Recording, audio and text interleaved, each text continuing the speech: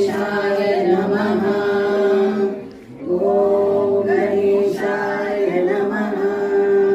समस्तलोकशङ्करं निरस्तदैत्यकुञ्जरं दरेदरोदरं वरं वरेव वक्त्रमत्सरं कृपाकरं क्षमाकरं मुदाकरं यशस्करं मनस्कृतां नमस्कृतां नमस्करोमि भास्वरम्। ॐ गणेशाय नमः। ॐ गणेशाय नमः। अकिञ्चनाटिमार्जनं चिरन्तनोक्तिभाजनं पुरारिपूर्वनन्दनं सुरारिगर्वचर्वणं प्रपञ्चनाशभीषणं धनञ्जयादिभूषणं